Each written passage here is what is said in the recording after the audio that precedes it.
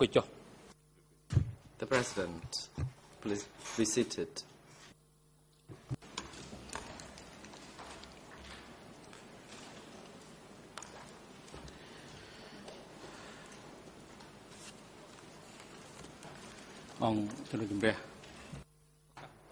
The court is now in session.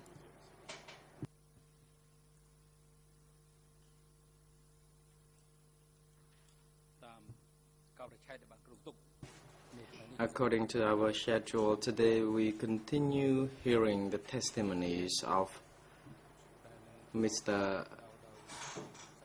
Bien Kien. Questions continue to be put by the co-prosecutor. However, we have received some applications this morning. We need to address them first. Co-prosecutor, you are on your feet. You may now proceed. Good morning, Your Honours. Thank you, Mr. President. We did make contact with the Chamber's legal staff simply to ask that a very small amount of time be allowed before the witness is called in. Your Honours, and we thank you for making that allowance. Very briefly, we, having heard part of the witness's testimony yesterday, we wish to seek an extension of the time granted to us to examine this witness. I think it became obvious to all of us in court that there were significant facts to which this witness is able to testify, which were not immediately apparent from his statements.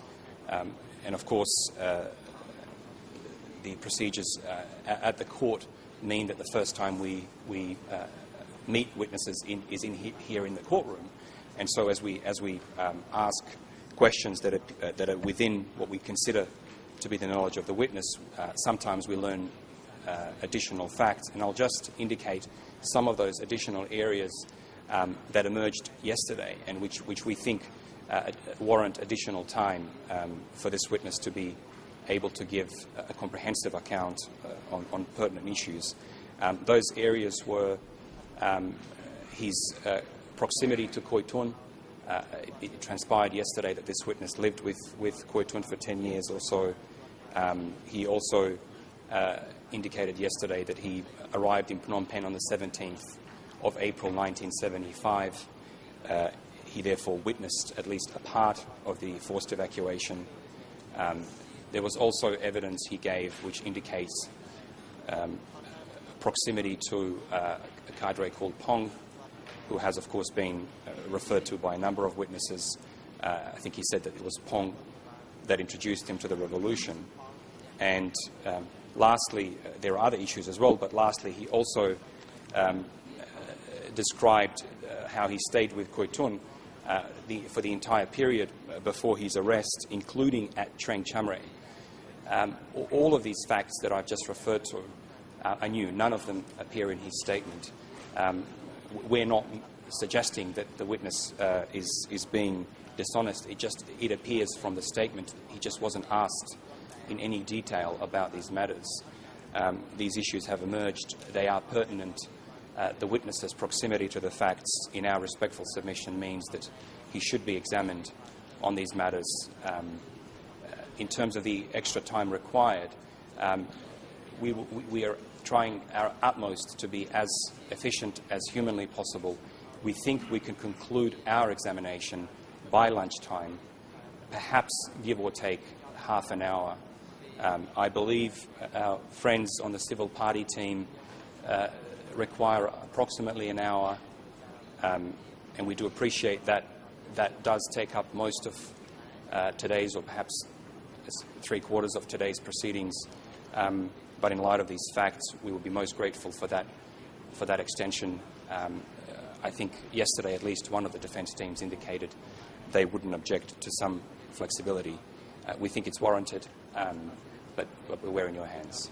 Thank you.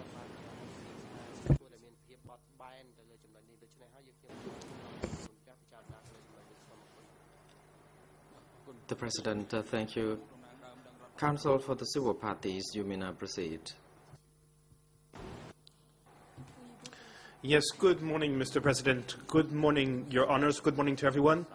We, of course, support what has just been said by the co-prosecutor, and we believe that we will require at least 1 hour, maybe even an hour and a half. So we would like to have a bit of we accept that the prosecutor's time be extended, but we do not wish our time to be restricted because we need to have this extra amount of time for the same reasons. The President, Counsel for Nunchia, you may now proceed.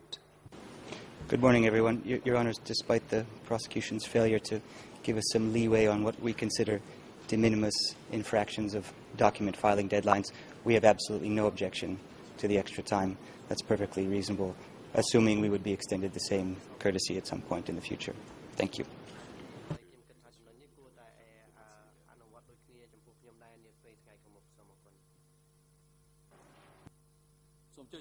The President, Counsel Kanawas, you may now proceed.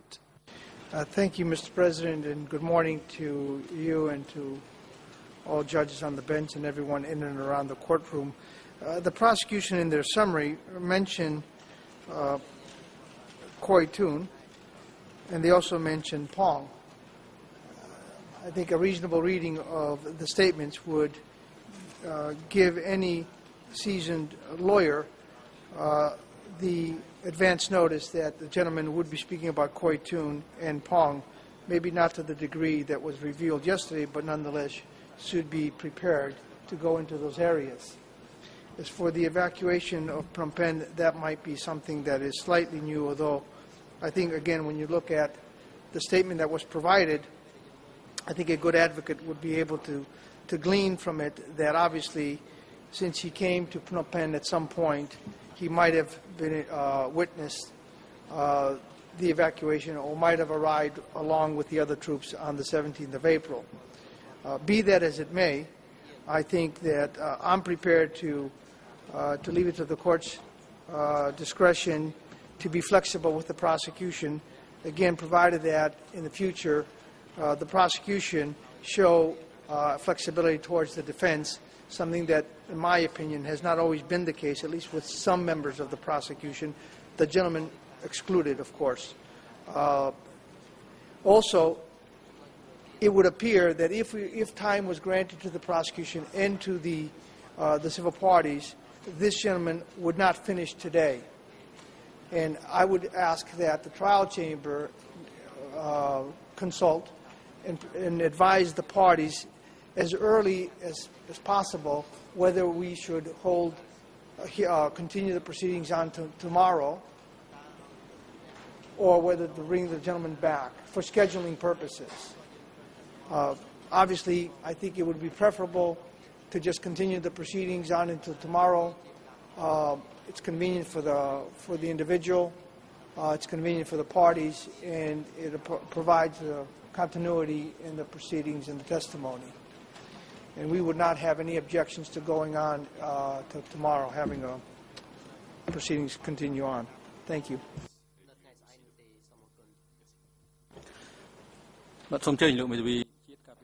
The President, Counsel for Keo Samphan, you may proceed. Counsel Kong Samon. Thank you, Mr. President. Counsel for Keo Samphan has no objection to the request for additional time by the prosecution. However, we would like the chamber to look into the situation whether the witness is able to provide new evidence or his testimony will be nothing new in it. And also the chamber should also look into whether such additional time is warranted due to these old things. And that if the new things are raised and that new matters are involved or are relevant to perhaps our client, then we would like to have additional time as well. And if additional time is added, we are afraid that the session will even go further than Friday.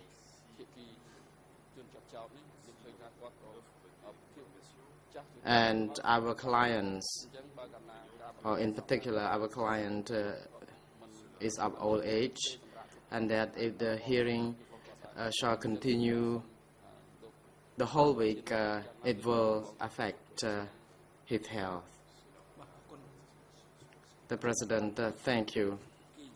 Having noted the requests and observations by parties,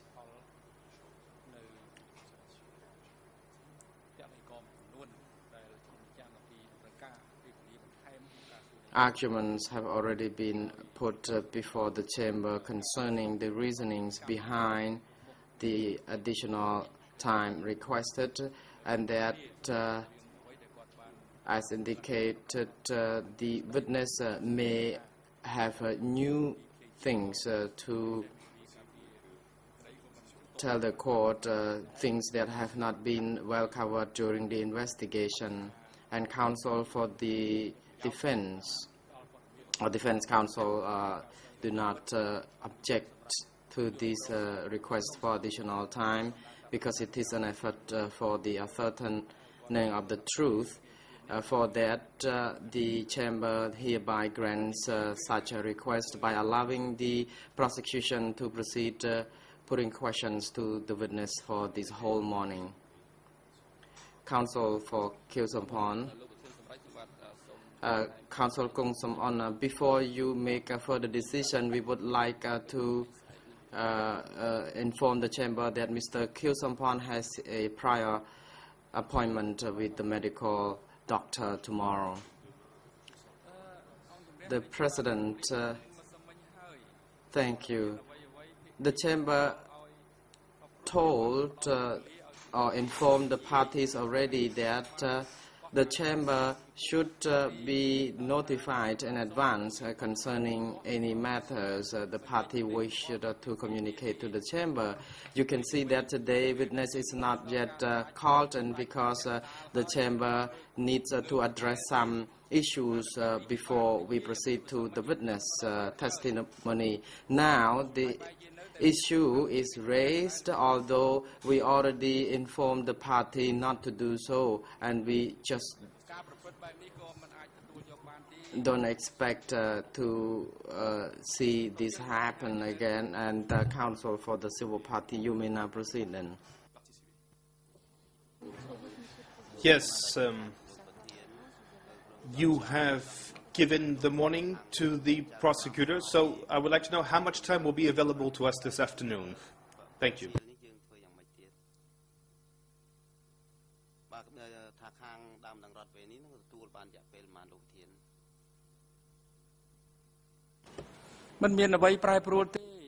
The President, there is no change to your time allotted to you, and in the afternoon you will be handed over the floor to put questions to the witness, and the Chamber has no intention to refrain you from putting questions for that duration of time, and that you asked the Chamber for 1 hour, and that you will be given 1 hour and 10 minutes for that, because normally the session will start for 1 hour and 10 minutes, then we will have an adjournment. The next session will be resumed for another hour. So you will be given that appropriate time for the questioning. And the Chamber will also consider to see whether we can conduct a hearing tomorrow or not. Now, counsel has just indicated that Khieu Samphan is not able to attend the court proceeding because he has to see the doctor. And the Chamber will also look into the possibility of having the hearing tomorrow and whether it can be concluded by tomorrow, and whether we can call the witness to be heard again and on another occasion the following week. Indeed, the Chamber endeavors to ensure that the hearing ends expeditiously on the testimonies of this witness, but we have not yet ruled on this. We are now looking into it. មន្ត្រីរដ្ឋបាលតុលាការអញ្ជើញសាក្សីនិង The President continues. Court officer is now instructed to bring the witness and his duty counsel to the courtroom.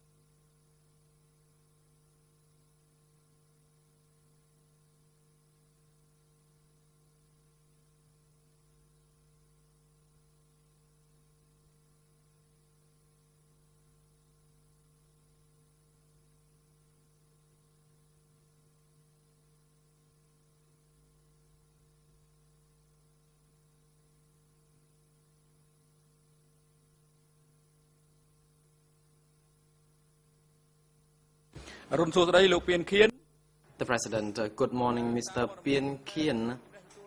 The Chamber is informed that you have some health concern.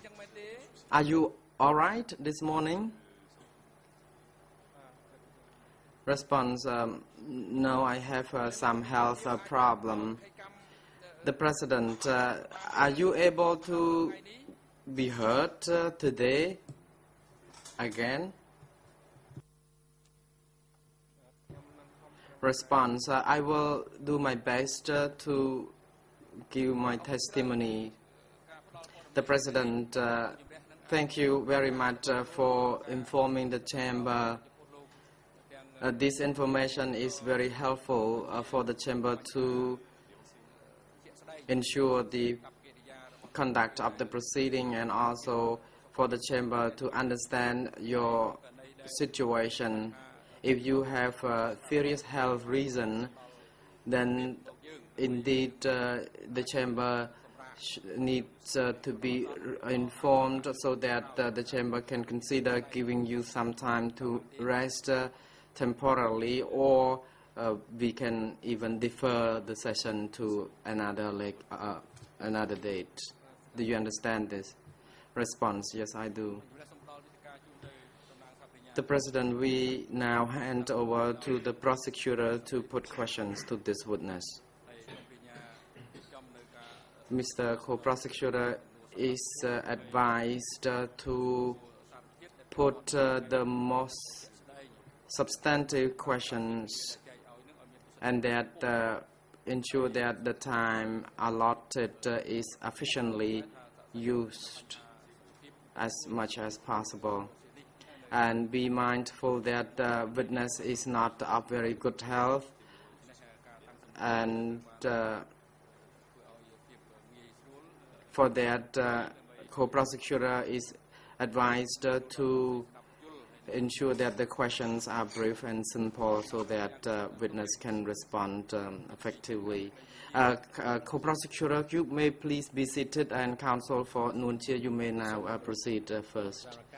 Counsel Sonarun, Mr. President, Your Honors, thank you very much. I would like to seek a clarification concerning the names used in the courtroom. Yesterday, witness said he worked with Koi Kun, and the prosecutor asked him whether he was Koi Thun or Koi Kun.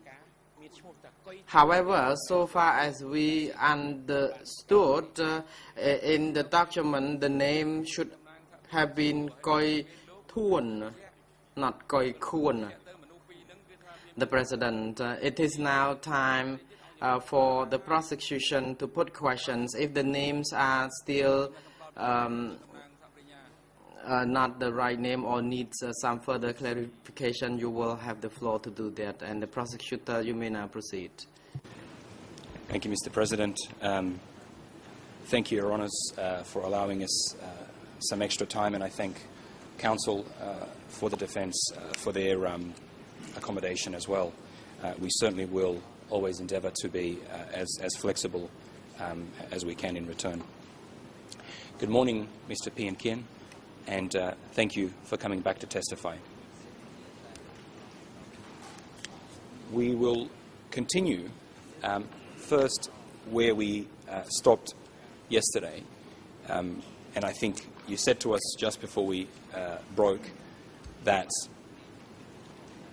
Koi Tuan had been arrested and placed in a location 300 metres south of K1. Is that correct?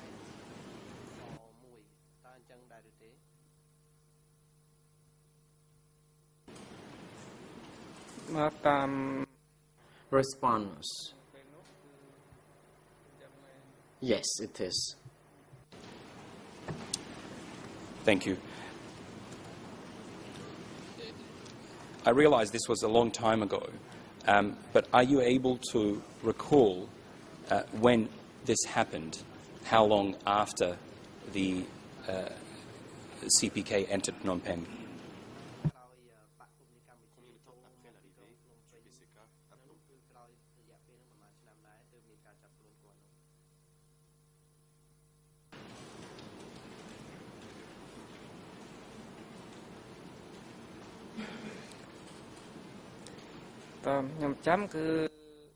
Response.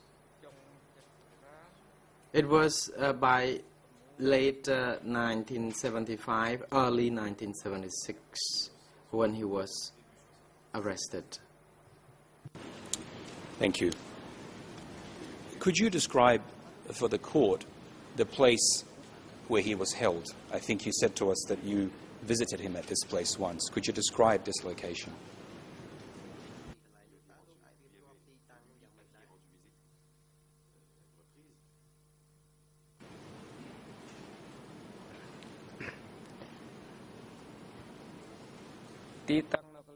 Response. It was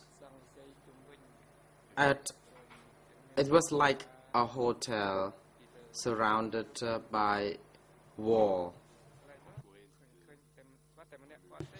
and he was detained alone. I was there briefly.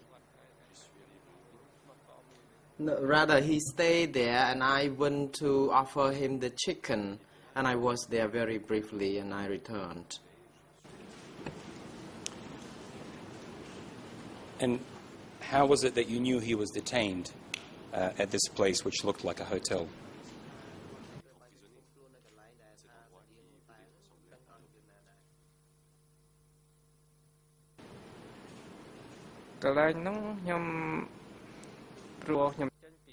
Response. When I left K1 to the south, it was about 300 meters to the south of that location when I reached it. I don't remember what that location was because I don't recall it. But you said to us he was detained. Were there any guards there, or how was he detained? Could you describe for the court?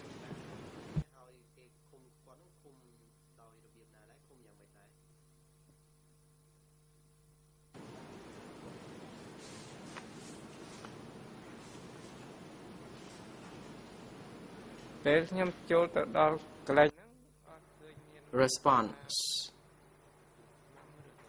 I did not see any guards. When I went inside, I saw him sitting on a bench. and I greeted him. Then I offered him the chicken and left.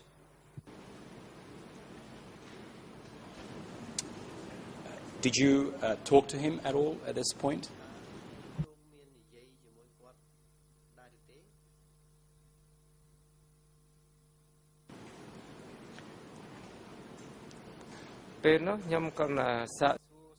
Response: I just asked him how he was, just a few words. I did not really talk at length with him.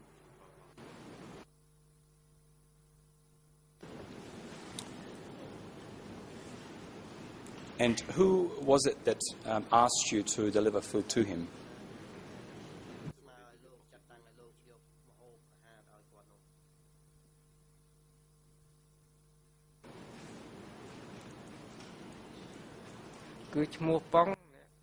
Response: it was Pong who asked me to do that.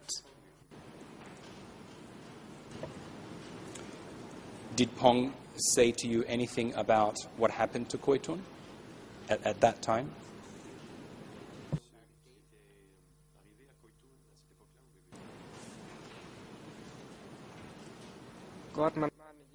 Response: no, he didn't.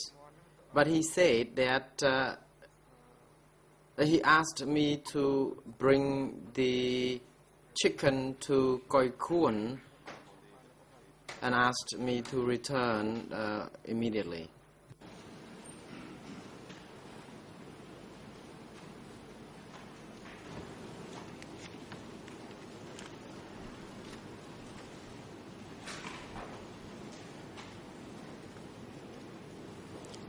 Mr. Pian Kian, I'd like to show you a couple of photographs and see if you're able to recognize any individuals in those photographs for the court. Your Honours, Mr. President, with your permission, we would like to show on the screen document D313/1.2.237. D313/1.2.237. It is a photograph of a number of individuals. I do have hard copies also, but if we could have, perhaps if we could have it placed on the screen, and I will give the witness a hard copy as well in the event that it's easier to look at.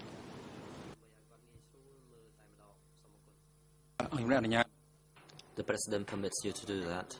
Court officers is instructed now to take the photo to witness for his examination.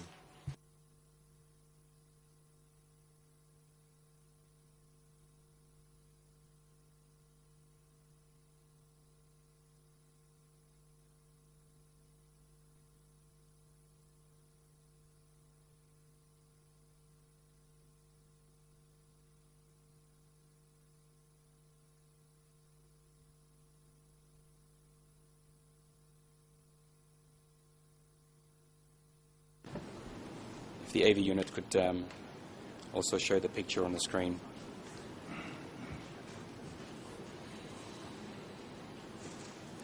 Thank you very much. Mr. Pian Kian, the photograph on the screen is the same as the photograph that I have given you a copy of. So you can look at the screen or the page, whichever is easier for you. If you look at that picture, do you recognize any of these people?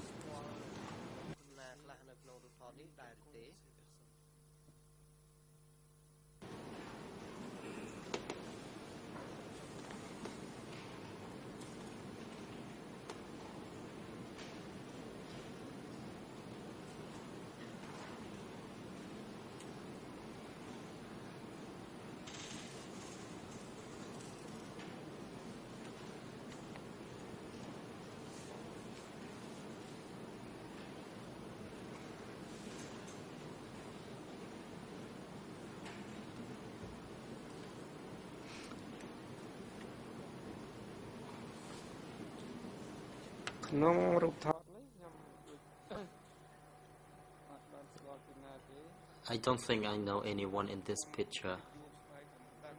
Or perhaps I do not remember anyone because it was a long time ago. And as I can see it, I cannot tell you who is who.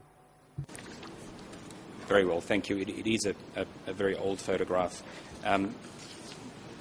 Mr. President, if, with your permission, if I could show the witness another photograph. This is document D108/32.2-P0043. It's another photograph, and somewhat clearer than the last one.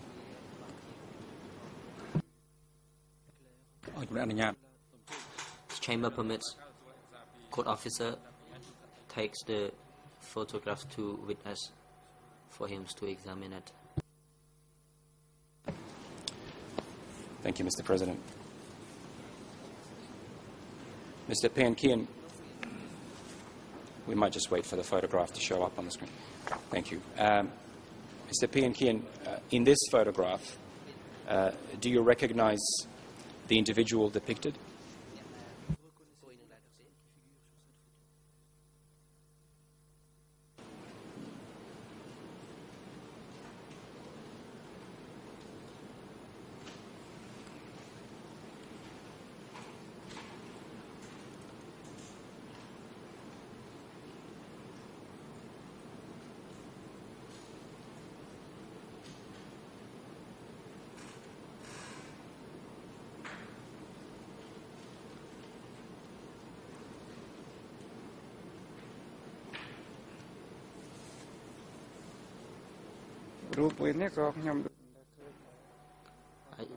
I don't think I have seen this picture before.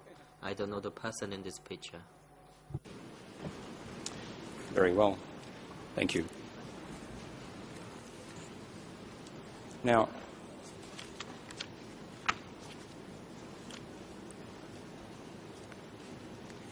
you said to us that you learned, it was in late 75 or early 76, that Khoi Kun, or Tuch, was arrested.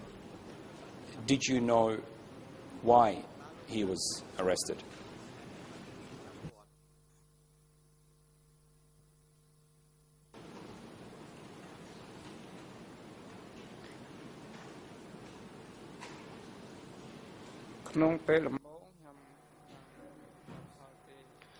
I did not initially know about the reason of his arrest.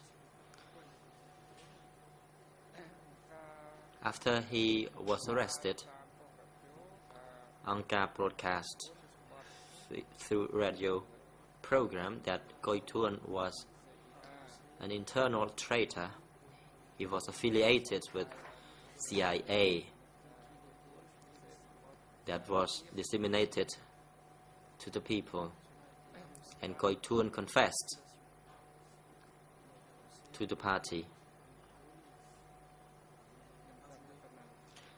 That was what I knew at that time.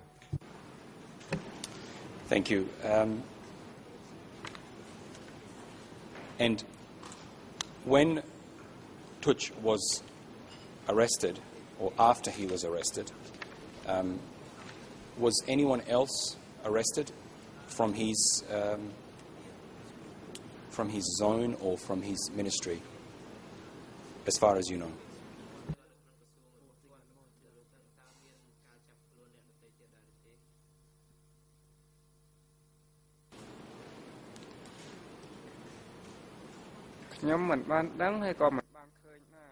I did not know about it. I did not see it. But I heard it through the grapevine.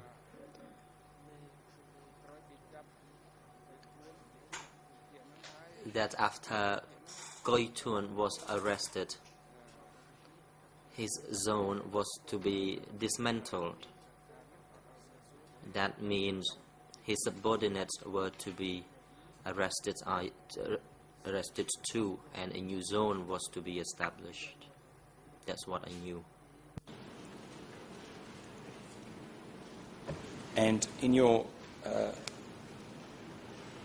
work at the time, did you notice anyone that you perhaps knew from the North Zone? Did you notice that any of those people disappear, or were they all still in Phnom Penh?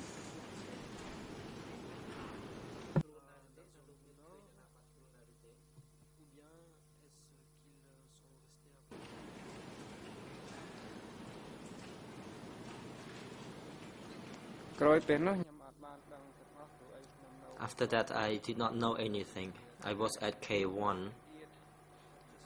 It was a crowded place. I was not able to know about it.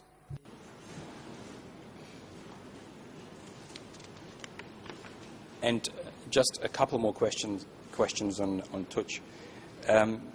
You said you lived with him until the period when he was arrested. Did you talk to him about his work?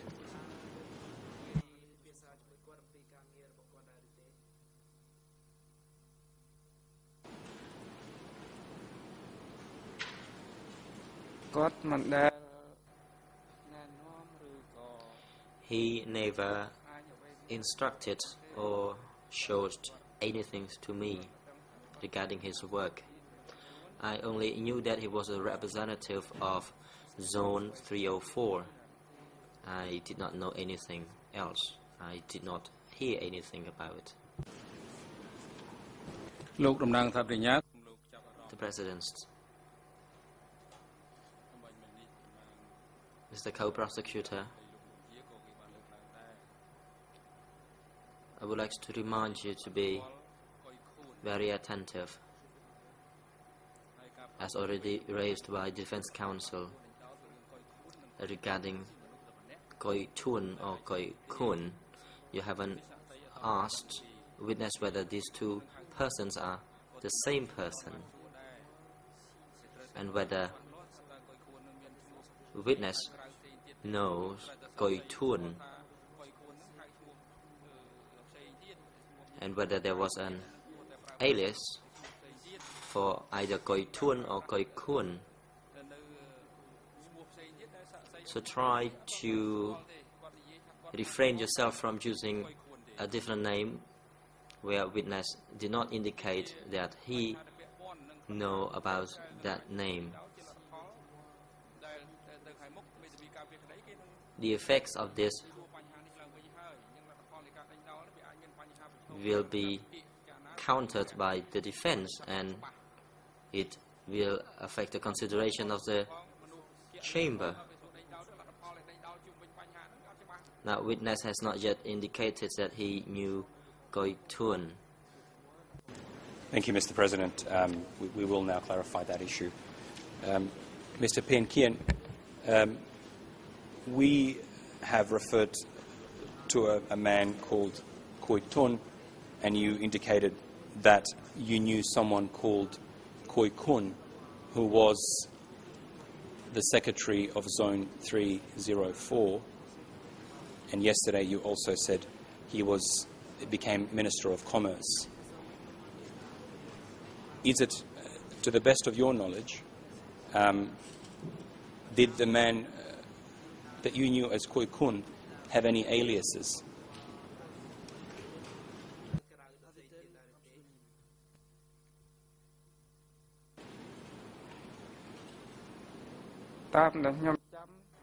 As far as I remember, I heard that Koi Kun's alias was Tuch. These were the two names used at the time. Thank you very much. As best as you can recall, is it possible that the person you have described as Koi Kun alias Tuch is the same person as Koi Tun?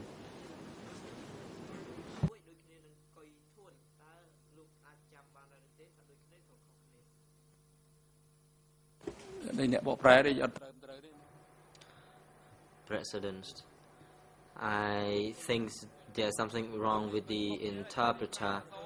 Koi Thun's alias is not Duj. It is Tuj. Now we are dealing with the names of the people, and we can't just take it for granted. Thank you very much, Mr. President, for that intervention. So I'll just repeat that question. Is it possible that the person who you knew as Koi Kun alias Tuch was the same person that we described or named Koi Tun?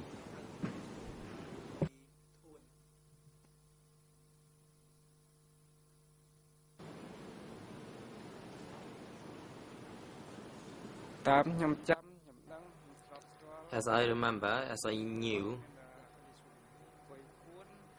his name was Koi Kun, alias Thuj. That's all. I did not know anything about Duj. And these were the two names for the same person. Thank you very much. Could you tell the court what happened or where you were after Tuch was taken away?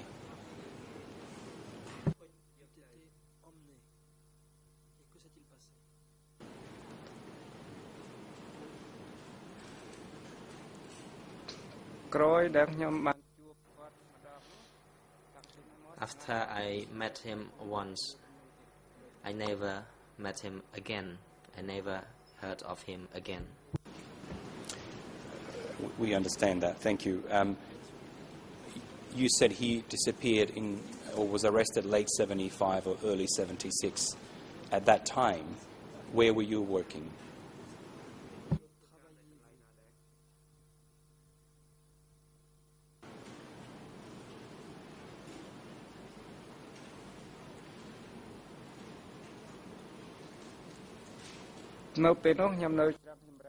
At that time I was at Cherang Chom Res. His house was in Cherang Chom Res. It was a house where he worked also. Thank you very much. And do you know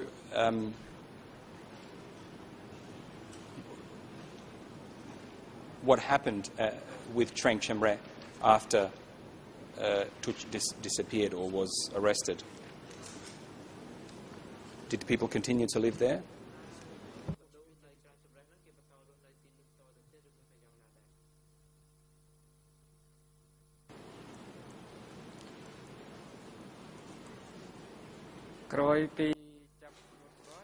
After he was arrested, the unit where he had supervised was dismantled. I did not know where the people working there went to, but the whole unit was dismantled, dissolved. And how did you know this? Did you speak to anyone, or did you see these people leave Trang Chamre?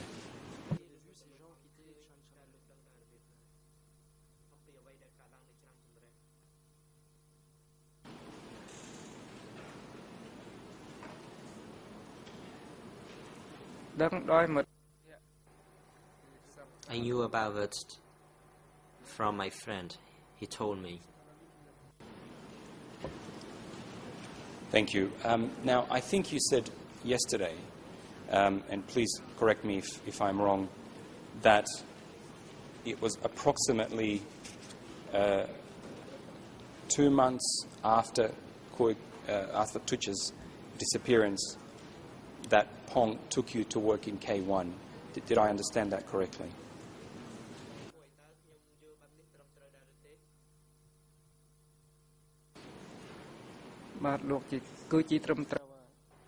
Just you do. Thank you very much. And Where was K1?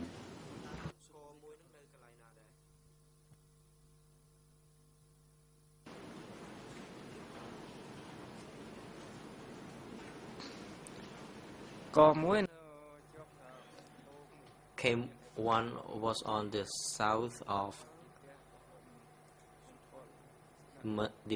Independence Monument. It was next to Paul's house. Rather, it was Paul's house. When you say Pol, do you mean Pol Pot?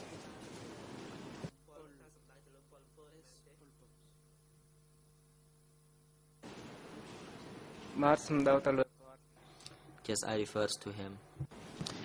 And could you describe for the court what K1 looked like?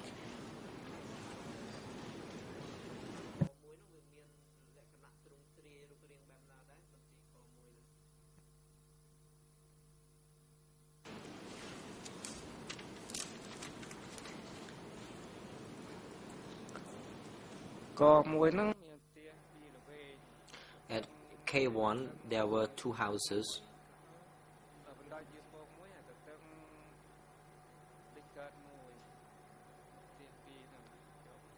The two houses were facing to the east. They were close to each other. Surrounding the houses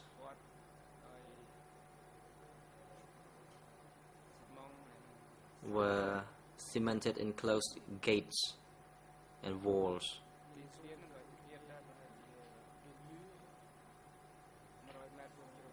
But the space itself was narrow. It was approximately 100 square meter. That was what I remember. Thank you. And you mentioned that it had cemented gates and walls. Did it have any guards?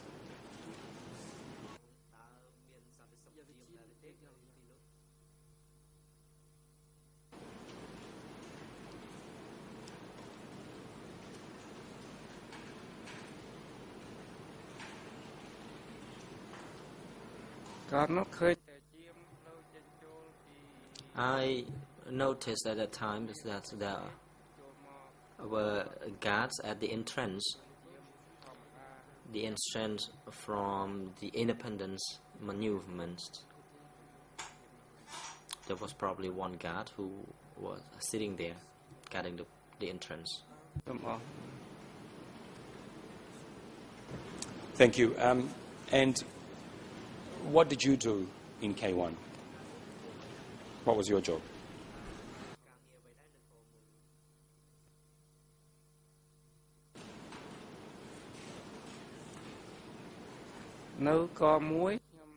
At K1,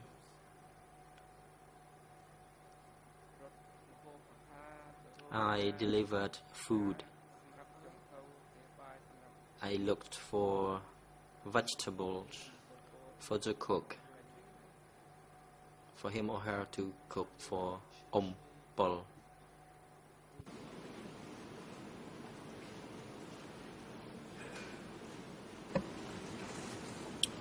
And how long did you stay there? I should first ask, did you live inside the K1 compound, or did you live somewhere else?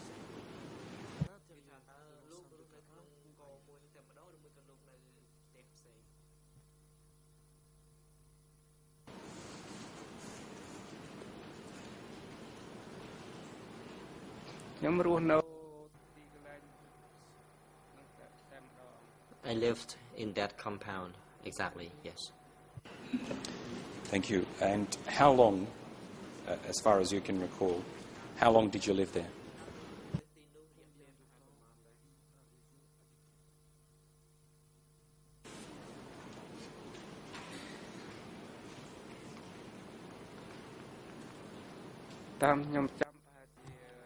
As I remember, I lived there for half a year.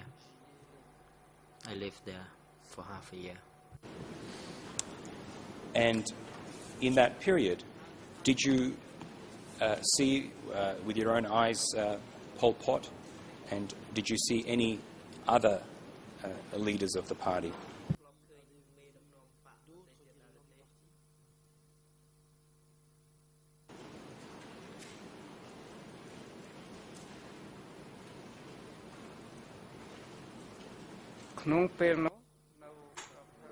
During that time, when I was in K1, Pol Pot was there regularly, and I also saw Noon Chia, but he went to K1 only once in a while. But regularly, it was Pol who was there.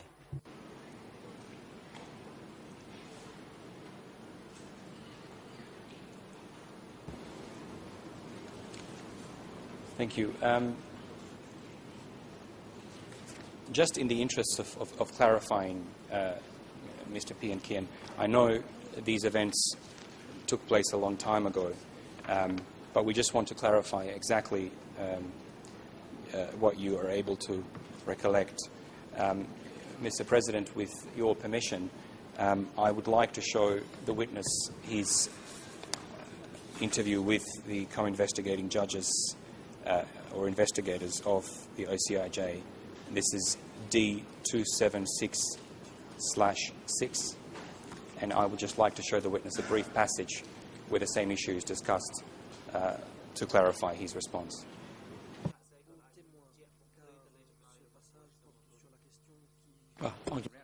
The chamber permits you to do that. Court officer is now instructed to take the document from the prosecutor and bring it to witness for him to examine it. Thank you, Mr. President. And just as we do that, I will read out the relevant ERNs in Khmer. This is the passage we will show is 003734448. In French, 004242123. And in English, 003758887. So I'll just repeat that for the court officer. If you could look for the page 003734448 in Khmer. So it should be ERN 448 in Khmer. But it should also appear on the screen shortly.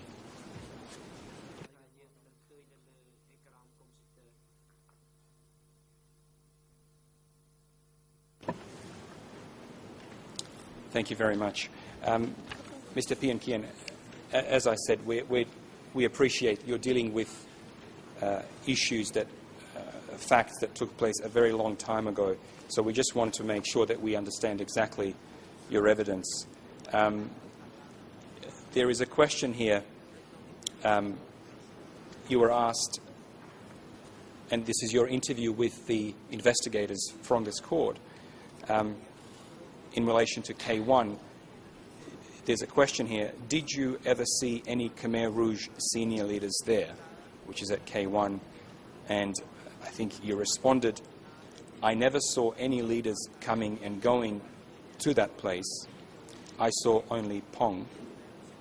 K1 was not a meeting place. And then you go on to say, in general, the meeting was conducted at the mobile K3.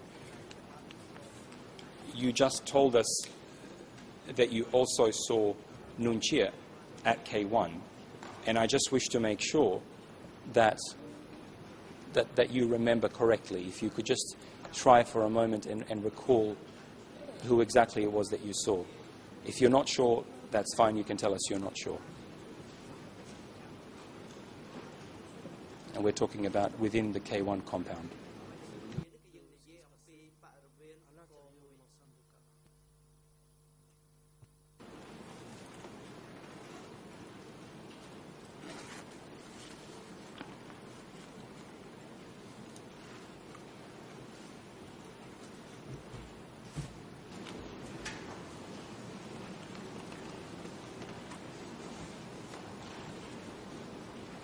At K1, as I said,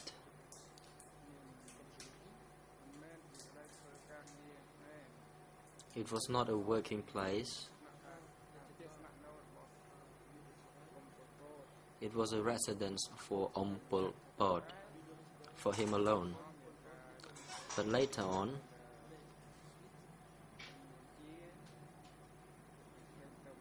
Nun Chia came there once. That's all. Thank you very much for clarifying that. We appreciate it. At this time, do I understand it correctly that Pong also was staying in K1?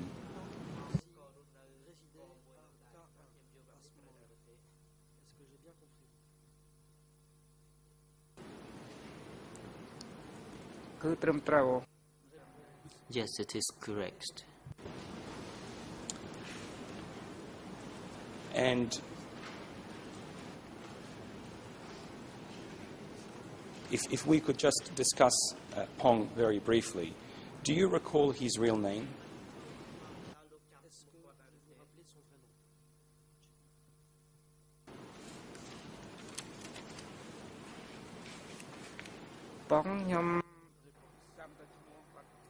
I only knew him by the name Pong. I did not know his alias. Thank you. You said to us yesterday that it was Pong that introduced you to the revolution in 1966. Do you know where he was from?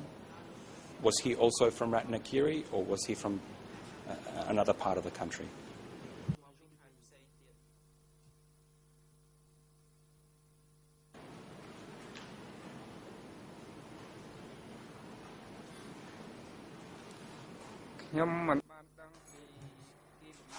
I did not know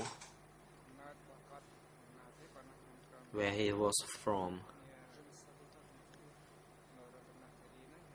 but I met him in Ratanakiri. I knew that he was a supervisor of the office of the messengers.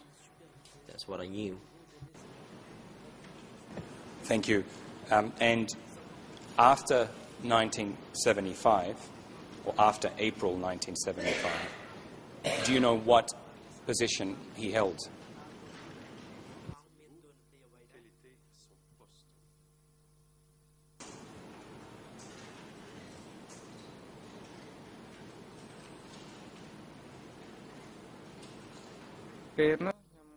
Response.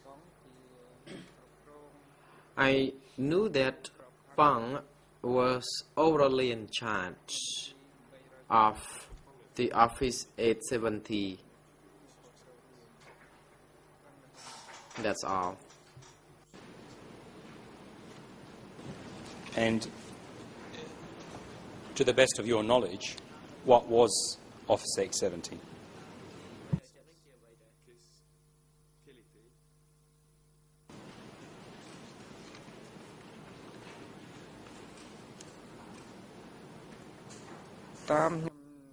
Response.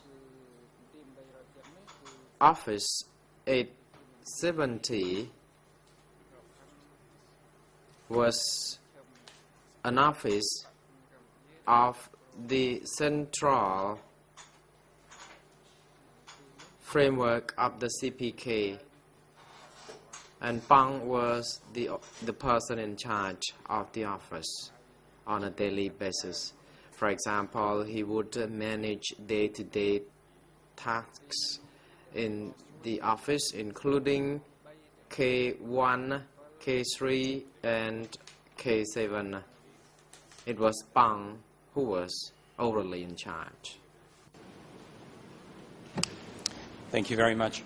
You said to us yesterday that your understanding was that Pol Pot, Nun Chia, Ieng Sary, Khieu Samphan, and I think Son Sen were senior leaders. As far as you know, was Pong one of the senior leaders? or did he have a different position?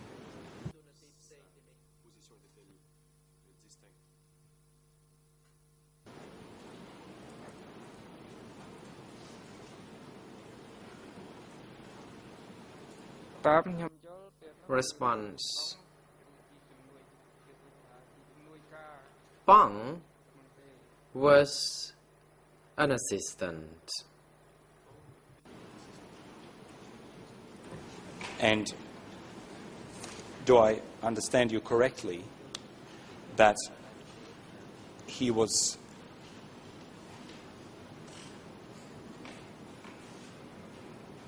less senior than people we just mentioned, Pol Pot, Nun Chia, Khieu Samphan, Ieng Sary and Son Sen? Was he less senior than those people?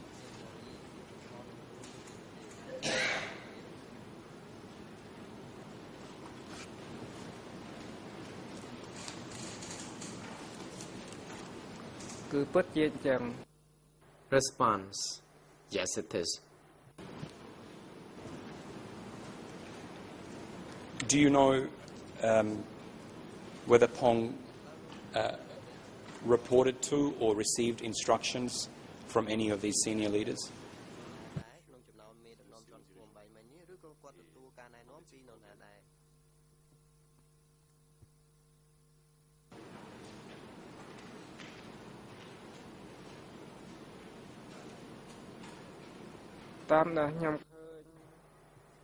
Response. Through what I seen,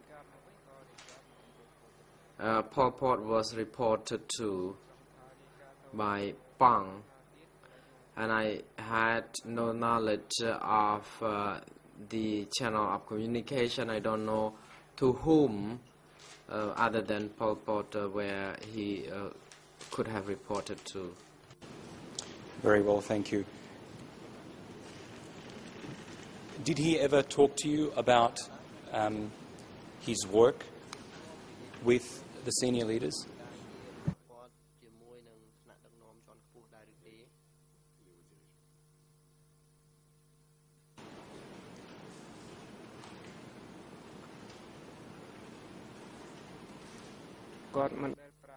Response. He didn't tell this, and I had never known about this. Thank you. And what happened to Pong? Did he stay at K1 after you left?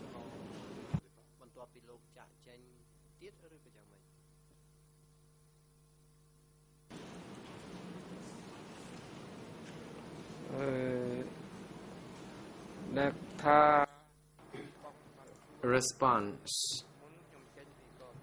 Pang had disappeared before I left K1. So after he disappeared, I was transferred to Swai Mia. Thank you very much. At the time, did you know what happened to Pong? Or did you know why he disappeared?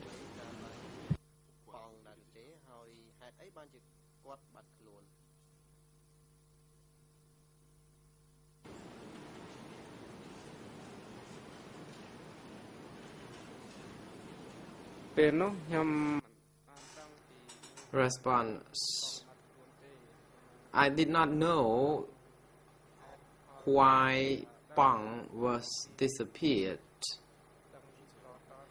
I just heard from friends about his disappearance. I heard that he was arrested, and later on Lin was in Pang's place. Previously, there were Pang and Lin who were in the positions, and after the arrest, Lin took his place. Very well.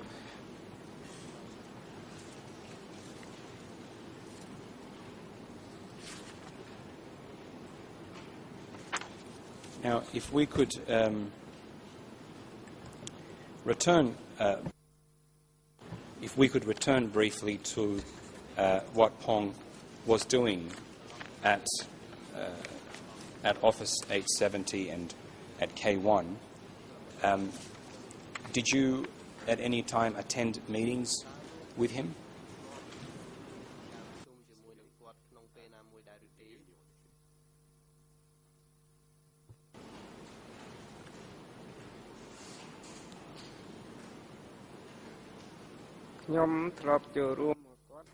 Response. I attending simple meetings with him at K1. And who else was attending these meetings apart from you and Pong?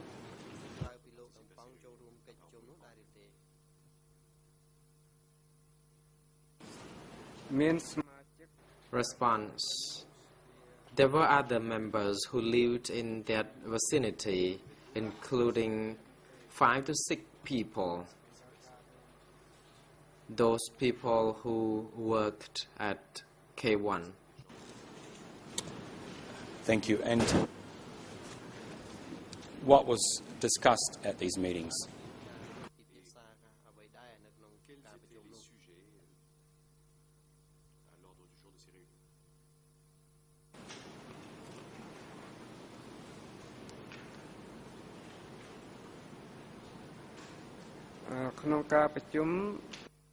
Response. No substantial work was discussed in the meeting. We discussed only the roles of each individual at K1. For example, I was supposed to deal with looking for vegetables, looking for foods, so that these vegetables and food could be found or delivered on time, things like that. You said to us yesterday that before 75 you attended criticism and self-criticism meetings, usually at night. Did you attend such meetings after April 75?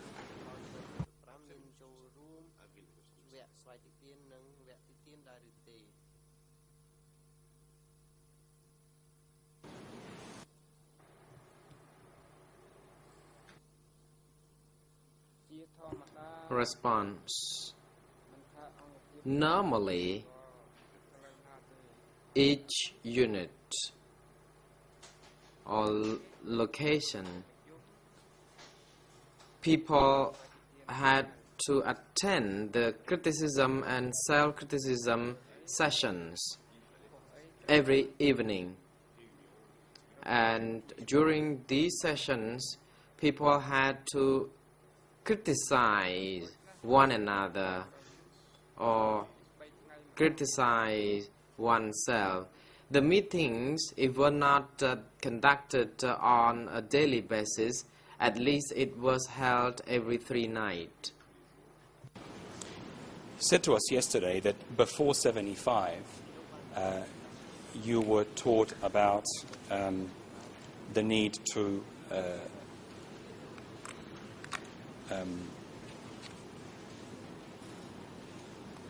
remove capitalists and feudalists, oppressive classes.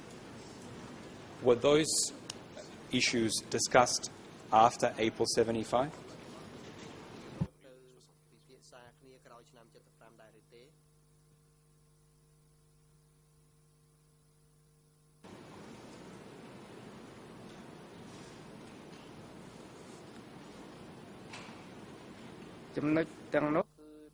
Response. We kept discussing these matters and we kept being educated on this. And do you recall who it was that was educating you about this?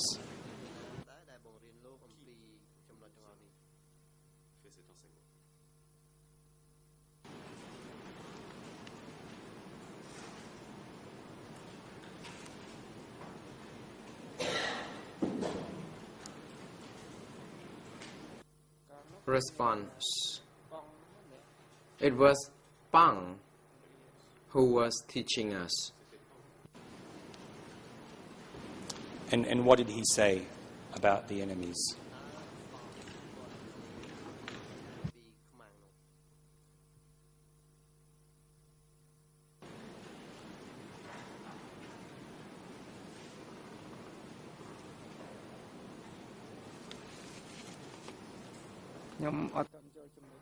Could you please repeat your question, says the witness.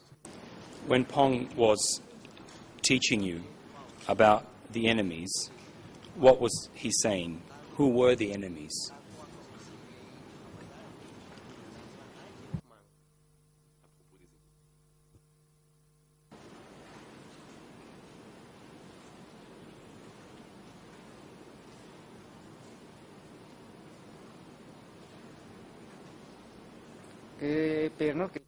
Response.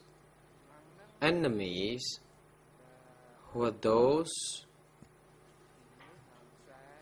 who were affiliated with the American CIA and who infiltrated in the party, and those who were KGB agents of the Vietnamese, the Yuan or the Russian. If anyone who was affiliated with the KGB or the CIA agents, he or she shall be destroyed.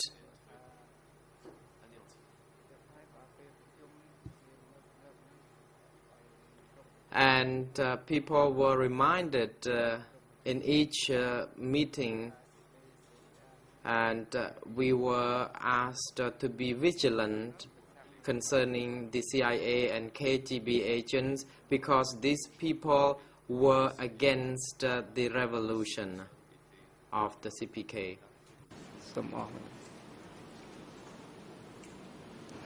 Thank you very much.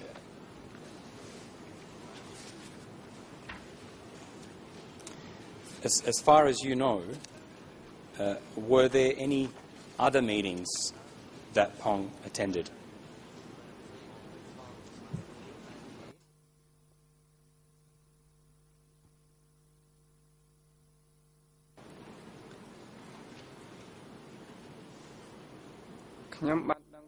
Response. That's all I know. I don't know any other things other than this.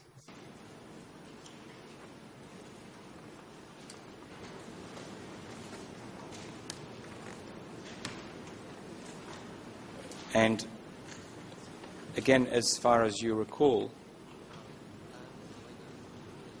did any of the senior leaders hold any meetings at this time?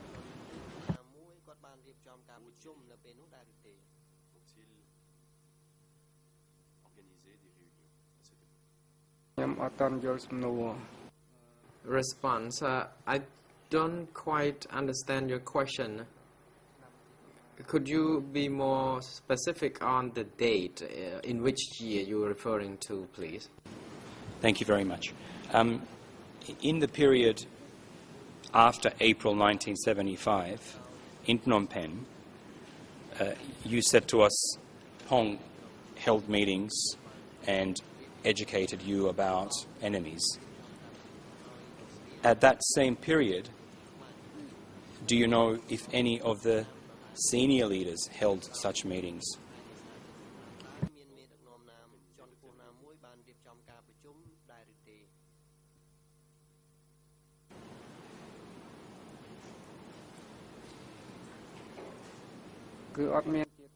Response. No, there was no more meeting.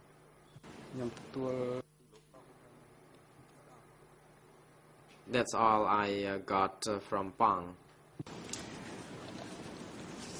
Do you know, or I'll take a step back.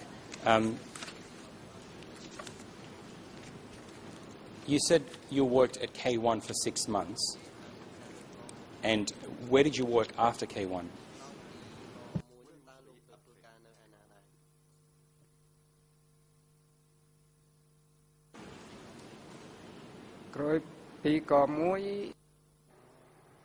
Response. After K1, I moved to Prek Pra. It was the location where we planted or grow vegetables, and it is a place where a group of children are kept were kept for training, and there were about 5 to 6 babysitters, people who cared for the children at that location. When I went there, I saw them, and then I moved to Swaimir, as I indicated yesterday. In that period, while you were working at the vegetable farm, did you ever go to any of the K offices that you've described, K1 or K3 or K7?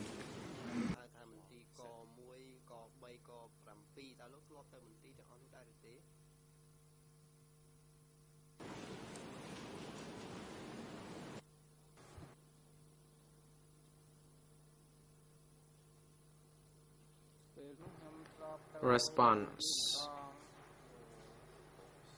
Occasionally, I would go there, bringing with me some longan and some vegetables, but I went there rarely.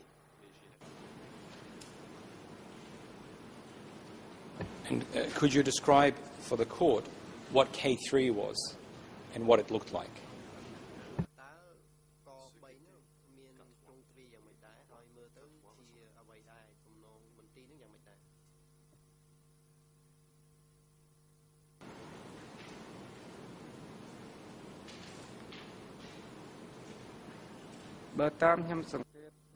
Response.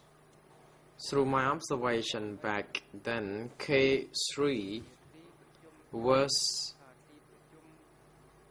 a location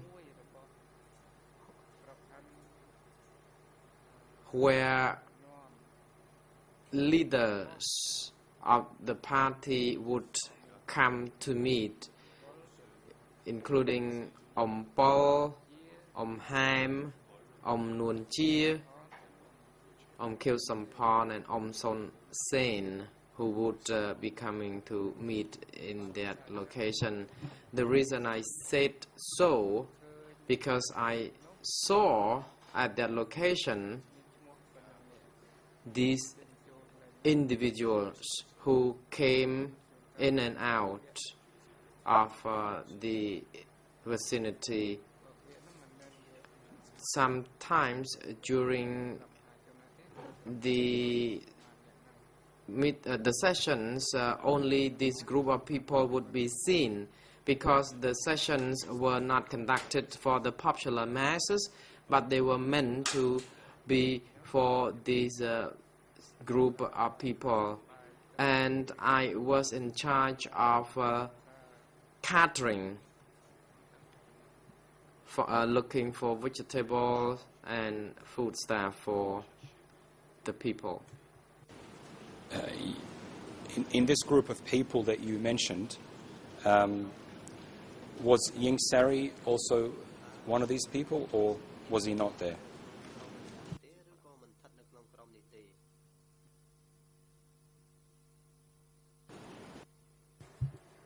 Response. He was also among the group at K1. However,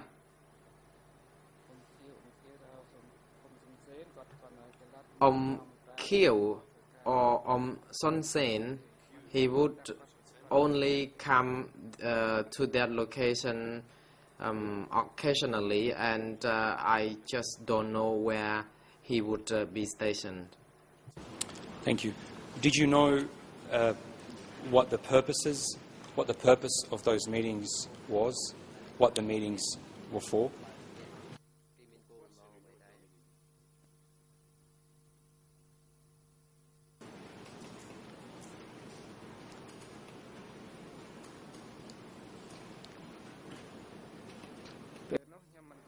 Response.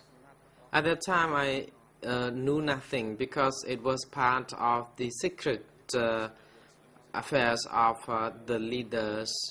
I did not know anything about the objective of such meetings. Did you ever hear of a body called the Standing Committee?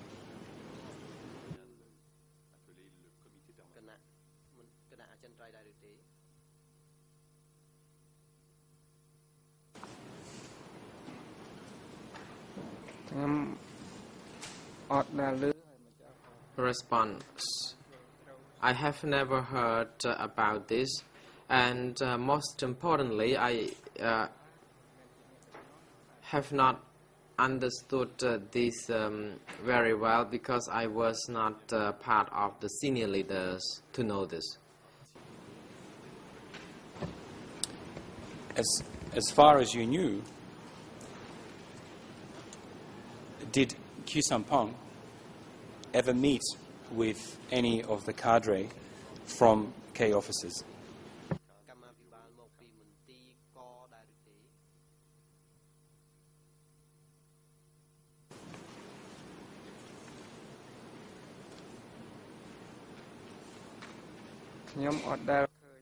Response.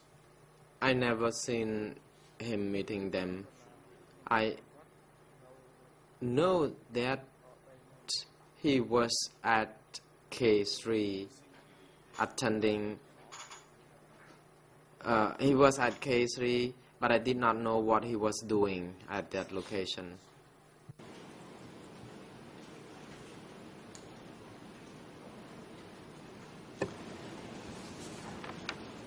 Mr. Phim Kien, we're asking you about things that happened a very long time ago, and we realize sometimes it's difficult to recall. So I will ask you about some prior interviews that you have had, or that we think you have had. Do you recall meeting a group of researchers in 2005 and discussing with them these issues?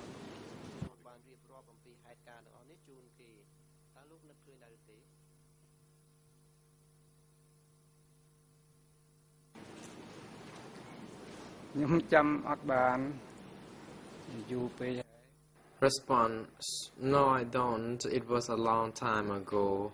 I don't think I remember it. Apart from being interviewed by the investigators of this court,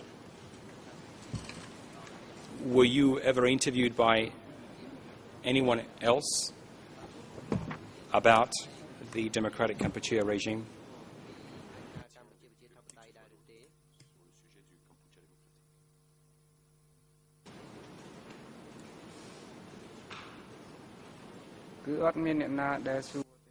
Response. I had I had given interviews on 2 occasions. I never given any other interviews to other people other than these. You just said 2 occasions. Do I understand correctly? One occasion was with the investigators from this court?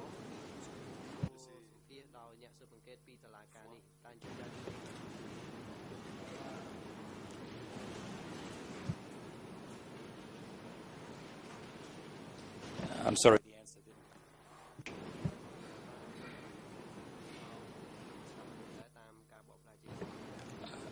I'll repeat the question. Of the 2 interviews, was one of them with the investigators from this court.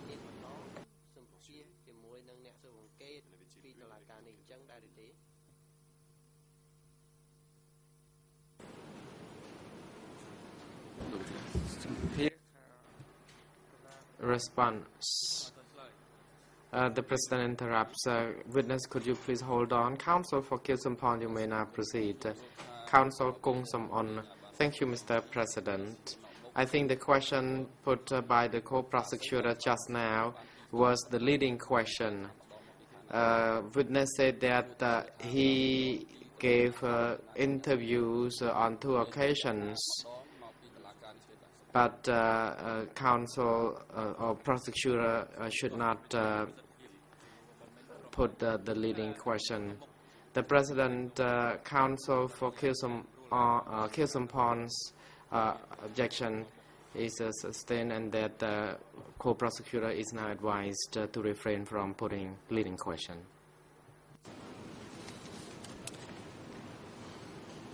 Thank you, Mr. President.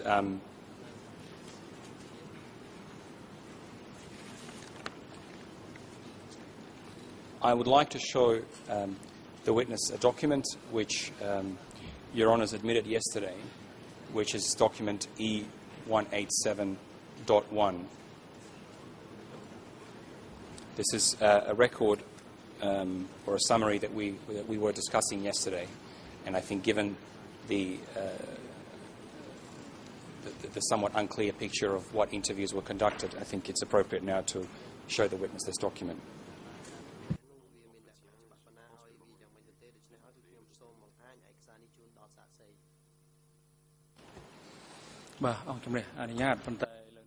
The President, indeed, you are allowed to proceed with that. However, since it is now appropriate time for the morning adjournment, the court will adjourn for 20 minutes. The next session will be resumed at 10 to 11. Regarding the request to put question concerning this document, you may proceed when we resume after the adjournment.